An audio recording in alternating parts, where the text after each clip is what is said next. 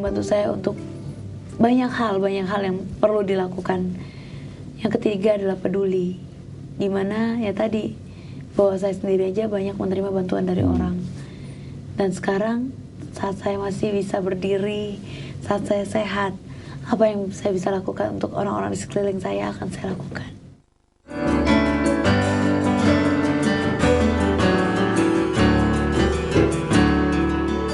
Rasa bersyukur yang Laura miliki, yaitu bisa pulih dan juga masih bisa berbuat sesuatu kepada orang lain. Ini bagaimana cara Laura mengejawantahkan, memanifestasikan caranya? Rasa bagaimana? bersyukur.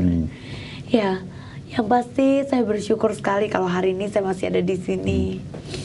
Yang itu tadi saya bilang, dimana saya selama hidup saya tidak pernah mensyukuri apa yang saya punya.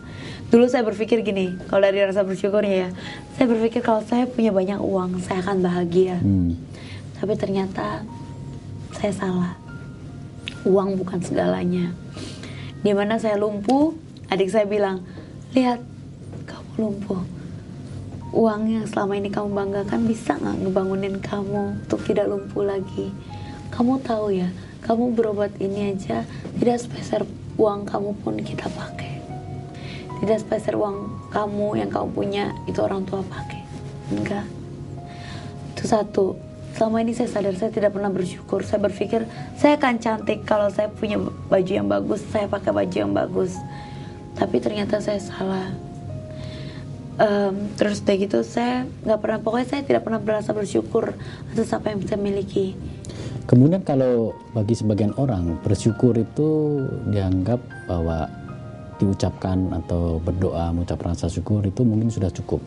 Tetapi ada juga bagi sebagian orang yang bersyukur itu juga sekaligus adalah berbagi, ya, peduli tadi Kak Laura mengatakan.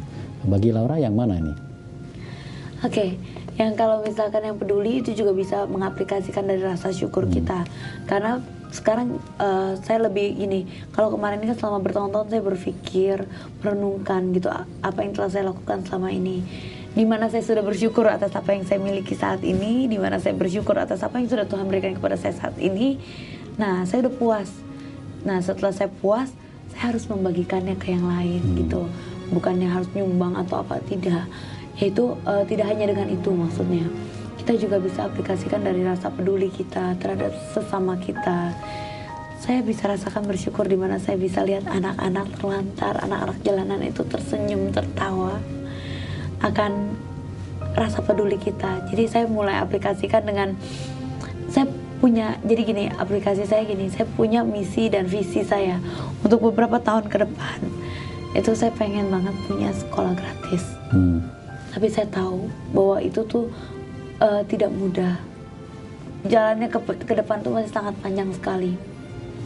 Sementara saya waktu lagi nyetir, di jalan saya lihat, iya saya mau punya sekolah gratis, tapi sementara di jalanan saya lihat ada tuh anak minta-minta gitu. Sementara kalau saya berpikir 10 tahun lagi, anak ini juga nantinya akan tumbuh dewasa. Saya berpikir suatu hari nanti juga saya punya anak, punya keluarga gitu kan. Nantinya juga kalau mereka pun tumbuh, nanti yang kena anak-anak saya juga gitu kan, kalau saya nggak peduli dari sekarang. Jadi saya berpikir apa yang bisa saya lakukan sekarang ini adalah, mungkin dana belum ada, tapi dengan daya. Yaitu saya coba ikut gabung bersama dengan teman-teman untuk ngajar bimbel anak-anak jalanan dan daerah-daerah yang pelosok-pelosok yang di Jakarta dulu aja gitu. Terjun langsung ya? Terjun langsung yang ada di depan mata. Baik Laura, kita jeda dulu lagi sebentar. Pemirsa, bagaimana peristiwa yang telah dialami oleh Laura telah dapat menginspirasi orang-orang terdekatnya? Mari kita simak tayangan berikut. Kita karena terjadi kejadian ini ya, kalau dilihat sih awalnya ya kan musibah, tapi setelah dipelajari lagi, dijalani kehidupannya ya ada hikmahnya, bahwa dengan kejadian peristiwa ini kita keluarga jadi saling mengerti, saling mendukung, jadi rukun gitu. Kalau dulu kan masing-masing penuh dengan kesibukannya, sehingga saya sama anak aja juga ketemu juga agak jarang. Ya seperti itulah, lebih dekat sama Tuhan ya, dengan sendirinya kita menyadari bahwa kita harus rukun berumah tangga. Kalau bagi pribadi saya ini, wah hadiah terbesar dari Tuhan ya, bahwa orang tuh nggak akan ngalamin seperti saya. Orang-orang belum tentu bisa ngalamin, karena apa? Hadiahnya itu nggak ternilai, harganya nggak bisa disebut berapa. Maka sejak kejadian Laura ini, bagi aku tuh aku udah paling kaya di dunia. Jadi kalau kita jadi mamah itu ya, dimana yang lemah suami atau anak, kita sebagai ibu kita harus tegar. Kita jangan hanya bisa menangis, memohon, minta-minta sama orang, tak usah. Kita punya keyakinan apa, itulah kita berdoa.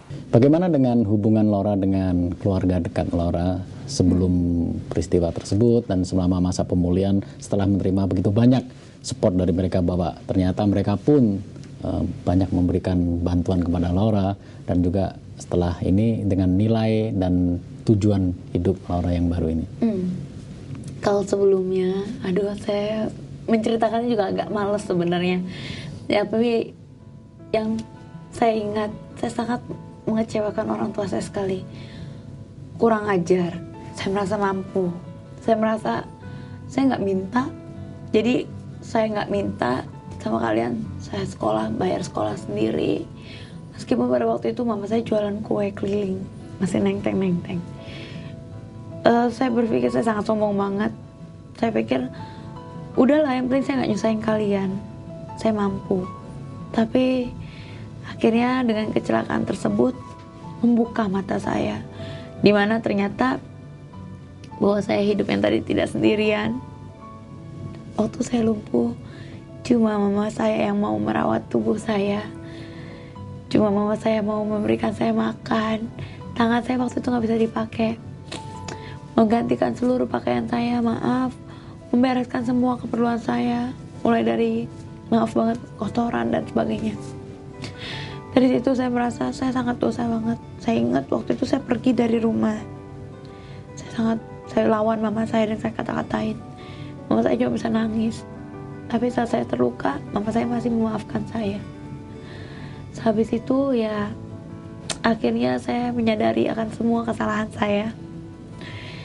Jadi setelah kecelakaan ini, setelah kecelakaan luka dan mulai pulih, ya saya mau lebih dekat lagi dengan keluarga saya. Sekarang keluarga kita bisa berkumpul bersama, berkumpul kembali, dan itu merupakan harta yang paling indah dalam hidup saya. Apa harapan Laura ke depan untuk mungkin anak-anak jalanan dan juga untuk diri Laura sendiri?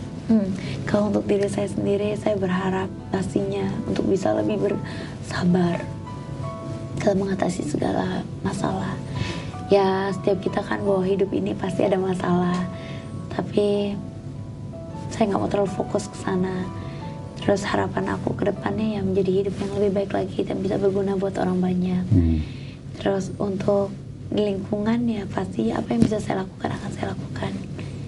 Pemirsa, kesempatan hidup kedua yang dialami oleh Laura Lazarus telah memberikan makna hidup yang lebih berarti baginya. Tak hanya bersyukur atas hidup yang diberikan oleh Tuhan, namun juga kesempatan untuk memberikan kebaikan bagi sesama. Sampai jumpa.